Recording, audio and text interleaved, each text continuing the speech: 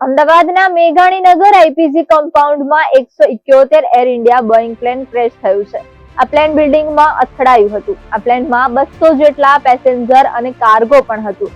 Fire અને ફાયરની team ઘટના સ્થળે પહોંચી છે. આ દુર્ઘટનાને પગલે તમામ રસ્તાઓ બંધ કરી દેવામાં આવ્યા છે. એર ઇન્ડિયા દ્વારા 105ના મોતની સત્તાવાર જાહેરાત કરવામાં આવી છે. રાજ્ય સરકારે અમદાવાદ પ્લેન ક્રેશ દુર્ઘટના સંદર્ભમાં સ્ટેટ ઇમરજન્સી ઓપરેશન સેન્ટરમાં કંટ્રોલ રૂમ કાર્યરત કર્યો છે. આ કંટ્રોલ રૂમના ફોન નંબર 07923251900 અને મોબાઈલ નંબર 9978405304 પર સંબંધિત સંપર્ક કરી શકશે.